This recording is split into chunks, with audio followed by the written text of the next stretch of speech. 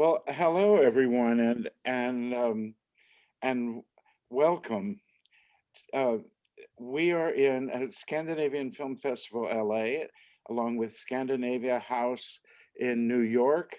We've in this crazy COVID time, we've been able to collaborate on a virtual film festival so that our audience is not left our audiences on each coast are not left disappointed, but we bring them the wonderful work of filmmakers from Denmark, Finland, Iceland, Norway, Sweden, Latvia, Lithuania, and Estonia.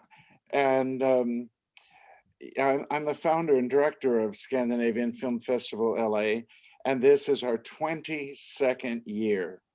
Now, what to me is significant about that, and what I would tell our audience, pay attention to these guys like Herman, because what I have seen in 22 years of Nordic and Baltic films, Baltic films started with us a little bit later, but what I've seen in all these years is discovering talent that's there working and growing right now. And in the beginning years of the festival, we would see names on a short film, because I love to show the short films along with the feature films. And the names that we'd see on the short films in the beginning, maybe names that nobody knew outside of their own countries at the time. Later, we would see those on the feature length, best foreign language feature film. So what you have the opportunity for is to see the early works of great talent, and also these short films. I'm a musician, and these short films are like chamber works. It's in some ways it's harder. If you have all the time in the world, you can ramble on and on and on. But if you have to make something in a short format, you really have to know about concise storytelling and images and editing and all of these things. So this excellent film is an example of that. And welcome to the festival, and all the best with this excellent film. Thank you. You're welcome. One second.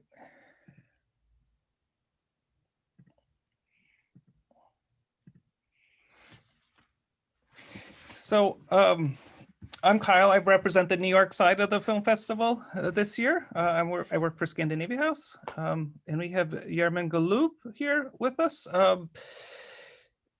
He was born in Estonia, and he's a graduate of the Tallinn Polytechnic School in 2015 as a television camera operator, and from the Baltic Film and Media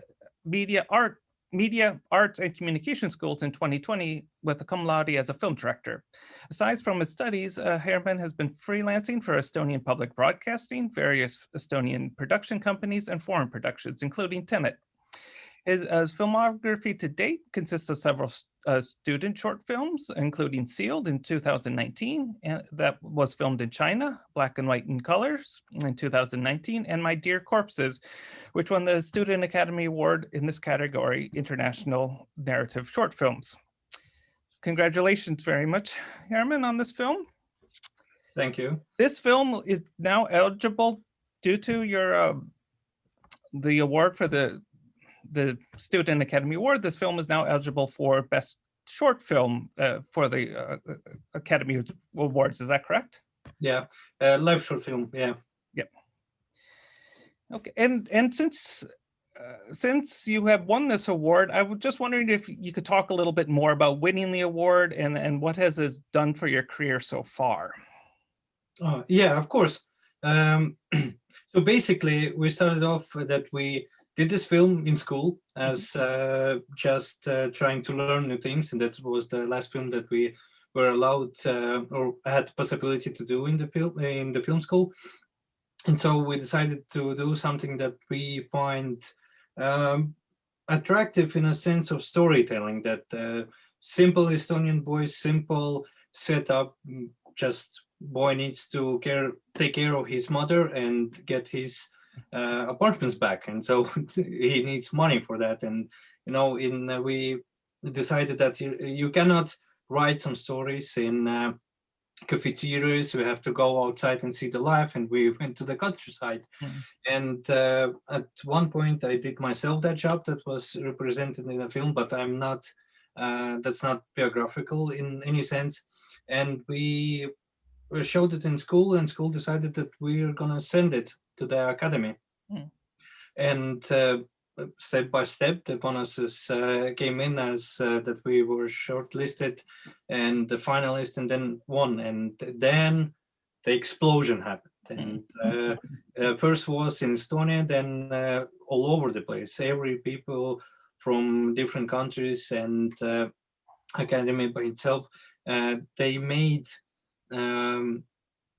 and not just only through the Zoom this year, but some meetings with how would say not only production sides, but with people that working in the industry. And explosion was that we break out from some kind of bubble that we have in Estonian for ourselves, that we made for ourselves, to see what's happening in the big world really. On so early stages, only our Estonian professionals had this privilege and before, and we asked them for how to manage that. And the basic plus that we have now, we had to learn really fast and really hard to understand how the agencies work, how the distribution works, how this stuff works, how that, and who is what, and how to do. And basically the experience that we plan to get with the film, to know more about the film, like quadrupled in many times, and we learned. And I think this is the best thing that we, or what film did for us and academy and Estonian Film Institute and our school, that we continue to learn, not just by ourselves at home, but speaking with the professionals. And academy gave opportunity to be an academy member, supporting, I would say, we get the person from academy, the member, and they're gonna teach us as a students or people who studied about filmmaking in the world, and give some advice or kind of reflect on what's happening. Excellent. And the talent that made your film, they're all fellow classmates of yours as well? The actors, the producers, cinematographers, etc.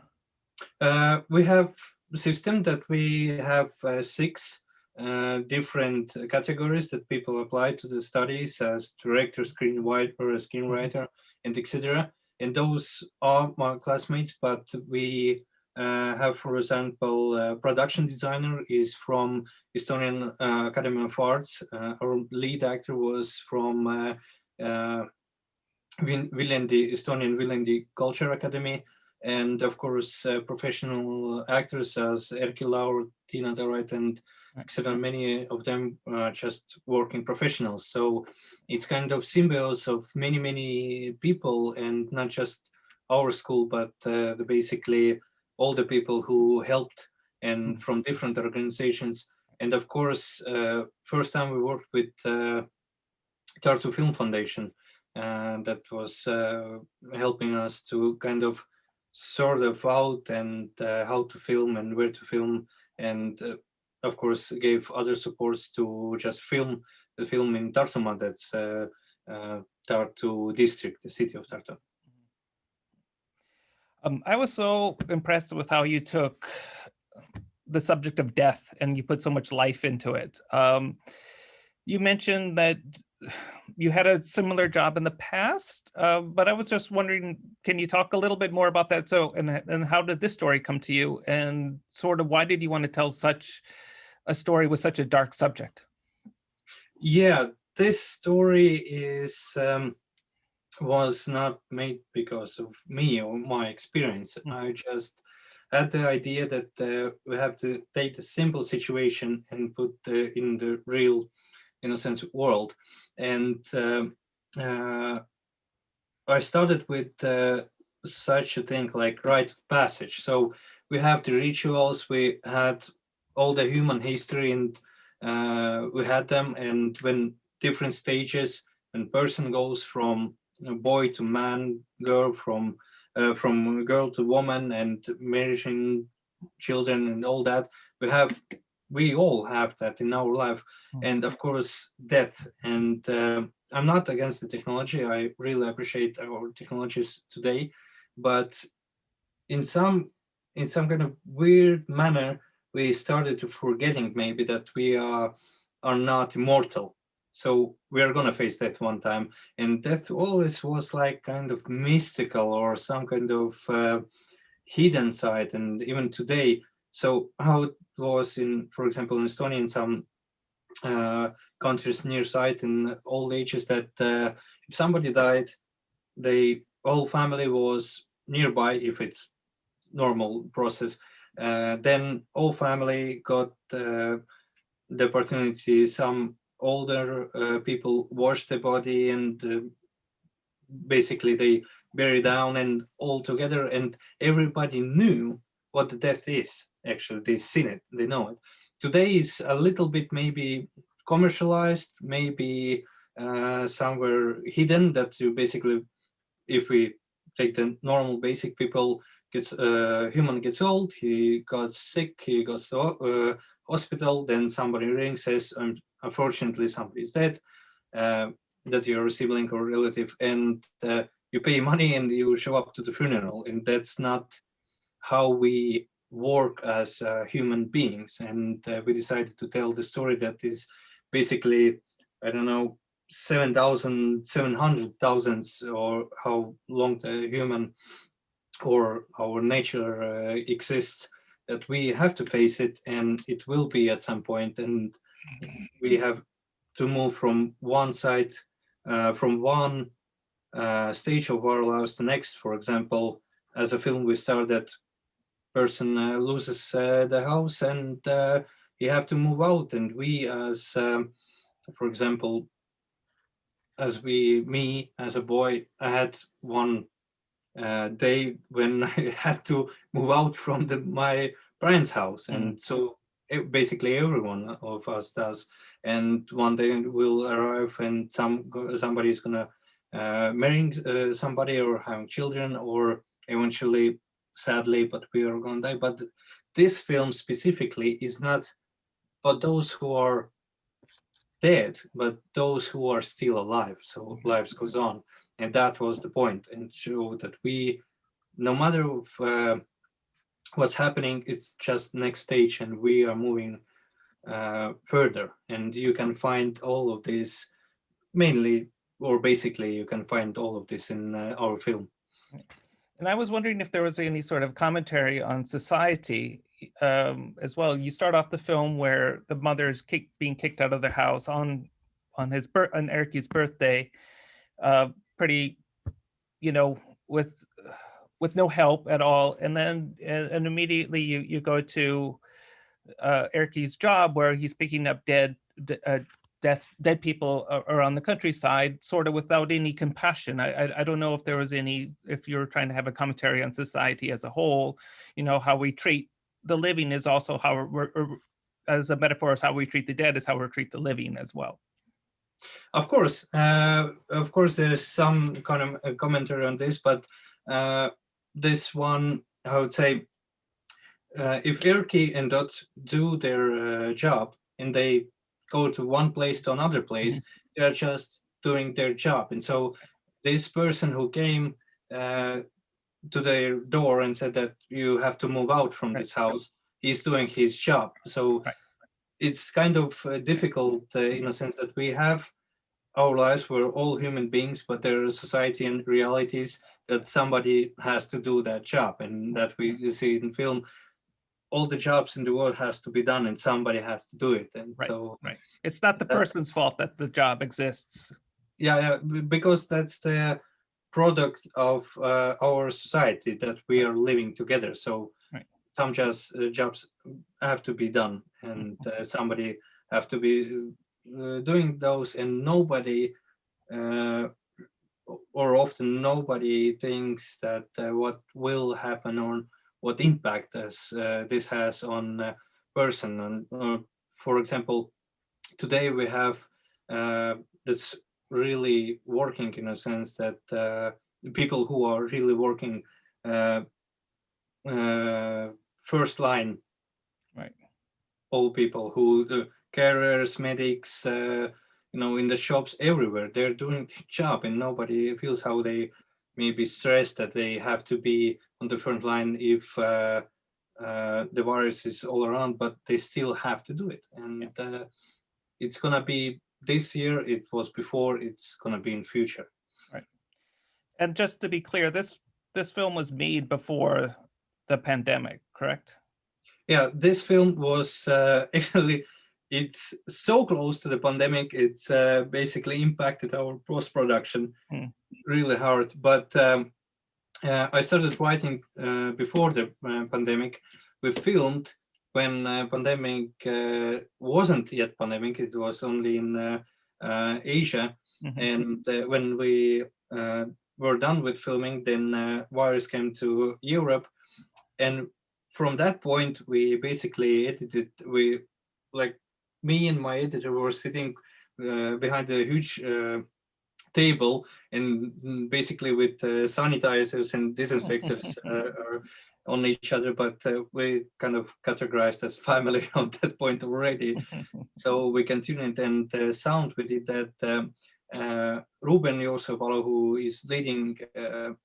Played the leading role. He was in Pärnu, my original hometown, and he was voluntary on testing with Corona. And we missed one line that we had to do in ADR, and so our sound director took his car, basically took the whole protection, driven to the Pärnu, got the actor, put it in the car, then get the lines, being himself outside of the car, then sanitize all the car. Basically, it's not so appropriate, so basically burn it, and then go back to the Tallinn, and we got the line. So it's kind of a specific way to do filmmaking, but it worked. It still working. I mean, it's just sort of, you're like a grim fortune teller, you know. Yeah, maybe. But it's the basics of our lives. Exactly. It before, and it's never gonna be gone. Basically, it just has been multiplied by 1 million this year. So yeah. But the same time, wash your hands. That we have today, and we have in the film. It's common sense. This film just made from the common sense. That Exactly. That's all about it. That all truth taken inside. I didn't want to take it like gloomy or deeply. People are odd. Erkki Laur is playing odd character, and odd is seeing death in like every day for 4 times in a day, like for 15 years. He knows what life cost is. He's truly living his everyday like last. And the Ruben, or Erkki, the character, he's seeing this for first time. He's so young that he even not had a thought that I'm gonna be dead sometime. But it's slowly kind of he's getting that hat on his head with understanding what does this really mean. Right. Jim sort of alluded to this in the beginning, but can you sort of talk about the filming a short film? I was sort of impressed with the tools of a short film, which I find a little bit more different than a feature film because you're sort of constricted by the length of the film and what you can tell and how to tell a story. You know, just that chocolate wrapper meant so much throughout the film, and it just it didn't seem like it meant anything at the beginning when you saw it, but you know, at the end it meant everything. So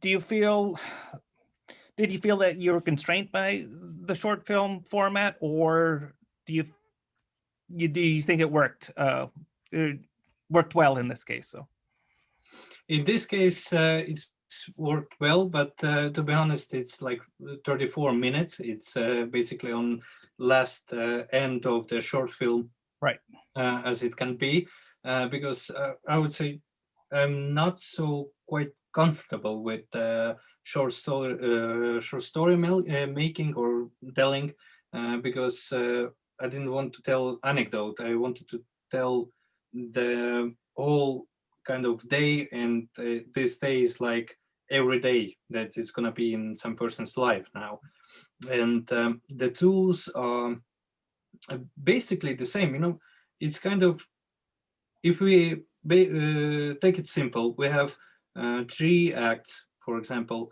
and we have in short film 3 acts, and we have 3 acts in feature film. It's always like zoom out. It's always gonna be like suppress or pressing you down. Even if the short film or you do feature film, now we're writing feature film. It's again like I have only like 90 or 110 pages. It's not enough to tell it, but you have to be smart with that. You have to tell basically.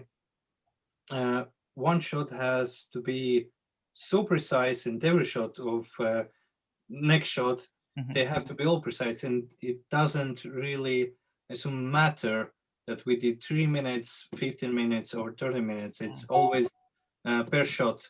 It's always what this shot tells you, and you just can tell more or more long, but it's always a compression. Film is always a compression. You throw out the boring stuff, you throw in the important stuff, you do the accents, and you tell it strictly as it is.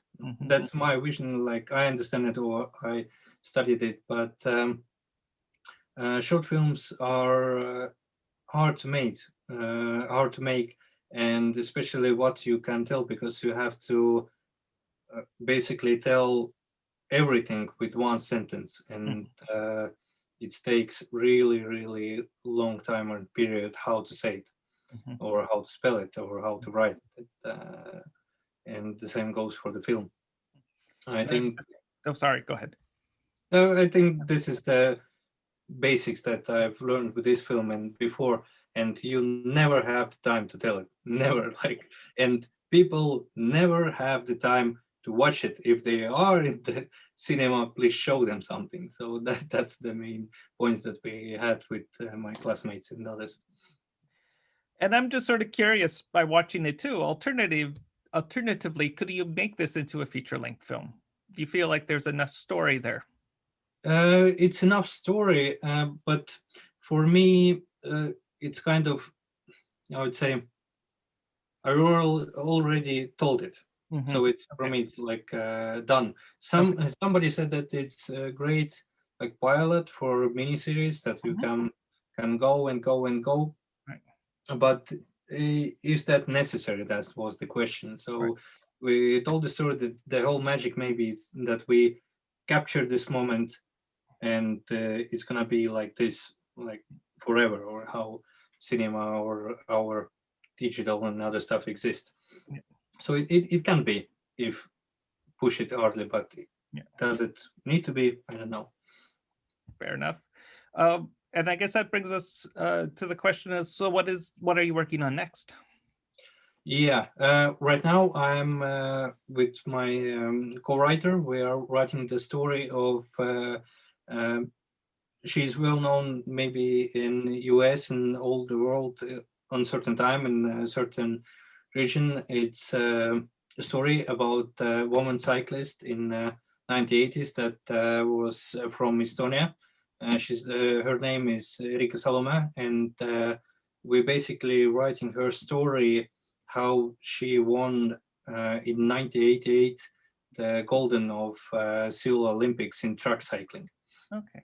It's on really, really hard story to tell, because it's not just fiction character, it's still living and still good human being that we taking her life and trying to put on a screen. So it's sport, it's biopic, and we try to make it as not only precise, but how it really felt at that moment when you are woman who is in Estonian occupied with, or I would say a woman who is under Russian Soviet Union, and you basically, there not many of them at that time, it was like one woman maybe per 300 men, and training on that, and how hard it was to just not to get to training, but to get to the highest place she can basically go. And the main question is, what does it cost? What is the dream cost of it? And it's really psychological pressure, not only physical pressure, but psychological on her to achieve it through the machinery of Estonian or Soviet Union at that time. It's kind of crazy. And Estonia was just very newly independent at that time, right? Basically, that time that we take in film, Estonia is starting to, with Latvia and Lithuania, to rise. In 88, that people were, I would say, they had now the courage to take the flags, the Estonian flag or others, and go to the streets. In 1992, Erika Salome represented for the first time Estonia on the Olympics. And sadly that the story is too long that we cannot take the all parts of her life, and that should be a mini series, but because it's a crazy amount of stuff in her lives. But we are taking step by step, and we took her life up to the first Olympics, that was in 1988, and she was not only first, she won gold not only in Estonia, that for Estonia this meant really a lot, and that was used to kind of people realization that somebody of us from Estonians that gave, and she won as under Soviet Union, so she was basically on the top of the world in that sense, and she came from the family that was a tiny small town from Estonia, so it's quite a lot of digging, I would say. Well, thank you so much. That sounds like a wonderful film as well. And My Dear Corpses is a fantastic film. I'm so impressed by it and what you did in such a short period of time to make the film. Thank you so much, Erman. We look forward to seeing your future work as well, and good luck with the Academy Awards, and congratulations on the Student Academy Award, and etc. So, thank you very much, and our thanks from our team that you invited us here. Oh, my pleasure. Our pleasure. Sorry. Yeah. Okay. Bye. Bye. Bye.